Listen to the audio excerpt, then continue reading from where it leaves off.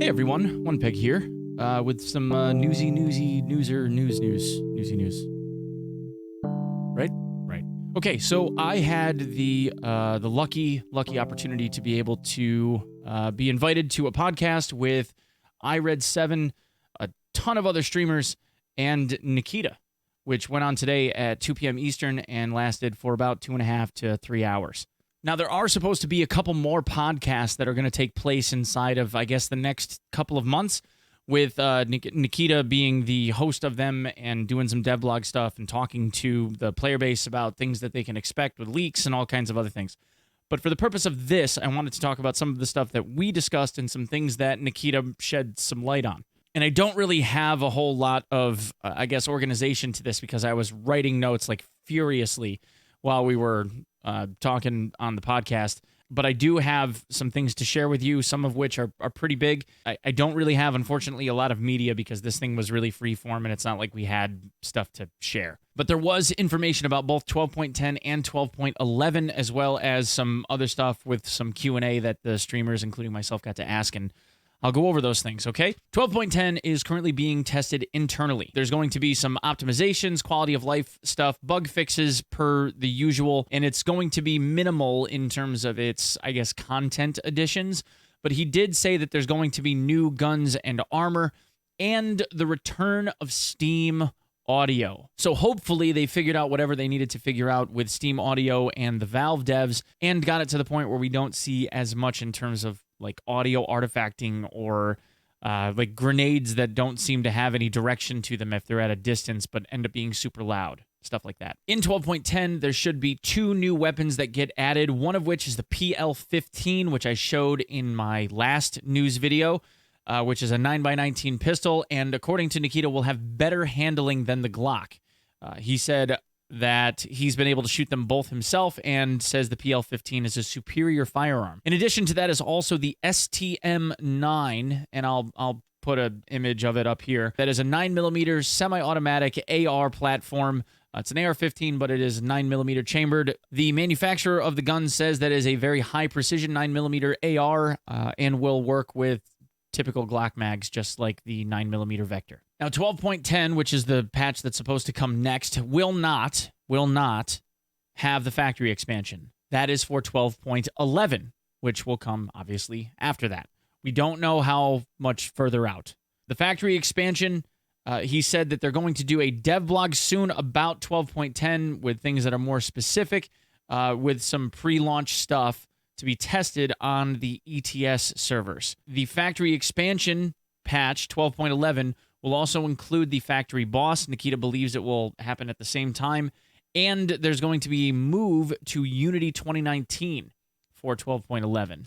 So that hopefully will add some optimization kind of stuff. We don't really know necessarily what the new factory boss is going to look like or entail. However, Nikita did leak one little piece of information. He said that the factory boss is going to be a really tough, burly guy with a hammer. Nikita said that inertia, the inertia mechanic that we keep talking about that needs to be added to Tarkov, will not be ready for 12.10, but should be added for 12.11, and again, will be something that gets tested on the ETS servers. And that is the stuff that we know for 12.11.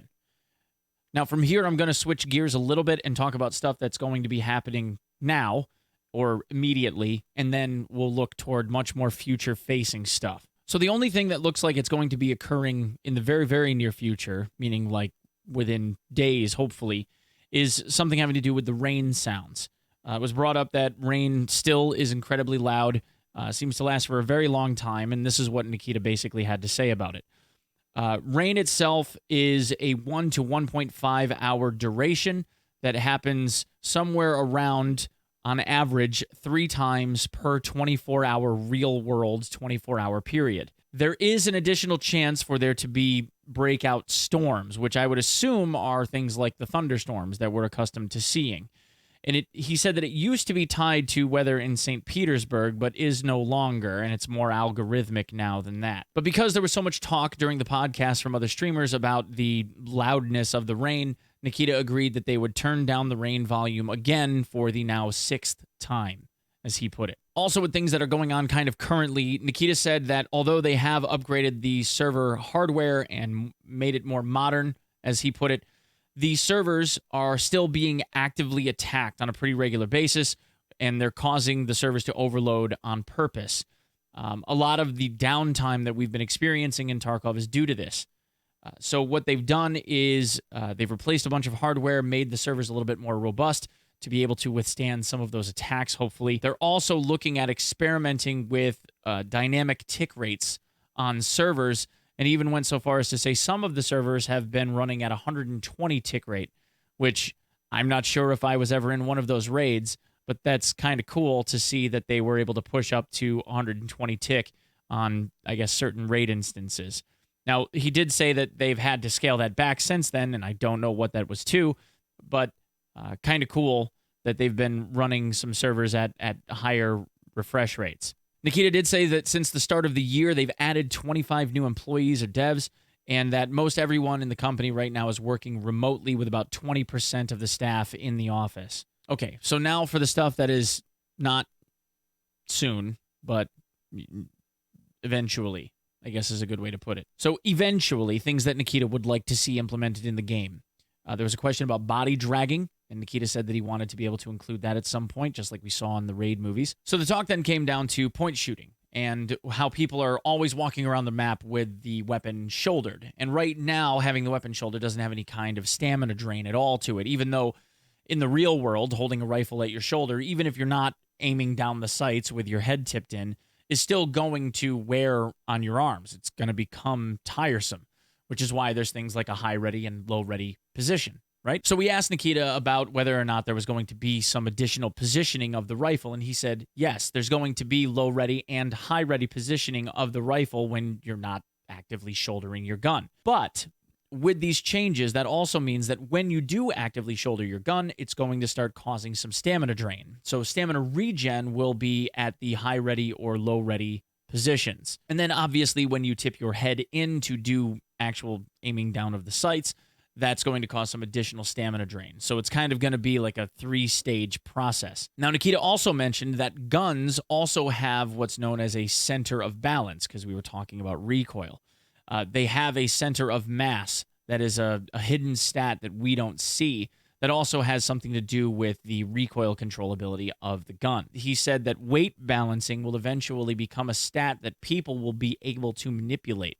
And depending on what attachments you have on it, it will move that center of mass forward or back or up or down, and it will affect where the recoil is and how much. So that being something that is going to become more overt, that we'll be able to see where the weight balancing is going on the gun in order to affect the recoil is kind of a cool thing, but who knows when it's coming. He also mentioned that with this inertial change that they want to do for 12.11, that they're going to start looking at additional mechanics that have to do with stumbling or being knocked off balance. For instance, if somebody were to breach a doorway and the door hit a PMC on the other side when it's breached, that hit from the door should be knocking the PMC backward. Right now, it doesn't really have that much of an effect at all. So they're looking at making the PMC kind of stumble once the door hits them. And the last real big piece of news that I have has to do with Streets of Tarkov specifically.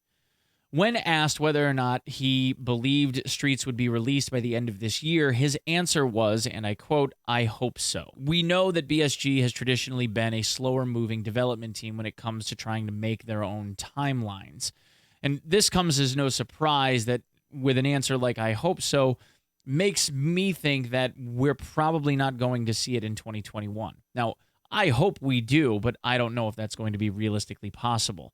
Nikita said 90% of the art development team that Battlestate Games has is currently working on Streets. But in between now and then, Nikita said at some point this year, he would like to release an intermediate map, that map being the Lighthouse. Now, Lighthouse is something that has been very, very little spoken about, but it would be interesting to see if they're able to, I guess, to release an interim map, at least to satiate the hunger of people that are really looking for something new to explore. Now, obviously, we'd all like to see Streets happen by the end of the year, but I would much rather see Nikita develop and release something that is well fleshed out and well put together, as opposed to just giving us something based on a deadline. And the very last piece of information that I have to talk about with you all has to do with, I guess, a perceived streamer mode. A lot of guys in the podcast asked Nikita for the ability to be able to have a streamer mode in the game at some point in the future, possibly with the Streets patch. Nikita said that the streamer mode for Tarkov is something that they've been wanting to implement, but at first it's going to be kind of handpicked by the devs with a white list that is made up by them manually. And I'm guessing that the reason why is so that they can adequately monitor and test this to make sure that it actually works for everyone that's involved in this little project. He said that they would be given some type of a special checkbox in the menu with their name being hidden as well as potentially the server code. And then the question was asked as to whether or not people could also be able to hide their ping from the audience. And he said, you know, it's really up to you guys as streamers, whatever it is that you want to see, write us some messages. And, you know, we'll see what we can implement. He said also that there might even be some type of special icon and maybe even for people on the very, very upper echelon, for the much larger streamers, maybe even something even more special. Now, what's interesting about that statement is that it rings back to the contract war stuff that I talked about for the Black Division things. By the way, Nikita says that the Black Division doesn't exist, so he's absolutely not showing his hand for anything related to the Black Division whatsoever. I guess we're just going to have to wait and see and be surprised. But in this case, what it sounds like is something alluded to regarding Black Division for like super elite players, and maybe we'll see what happens. I did have an opportunity to ask him a question, so I ended up asking about whether or not the armbands for Black Division and the cults and what have you will be able to be purchased or earned, or what the plan was. Nikita said that this is going to be something that is going to be an extremely difficult and time-consuming series of tasks that will end up challenging even the most veteran players, but would end up ultimately resulting in somebody being able to earn their way into one of these armbands, which is pretty sweet. Anyway, guys, thank you very much for checking out this video. I hope this was as informational for you as it was fun for me to do while I was live with all of the other streamers. I just want to say thank you to iRedSeven especially, and to Nikita for taking time out of his day, very, very late at night for him to talk to us. And I'll see you guys in the next video. Okay? Peace.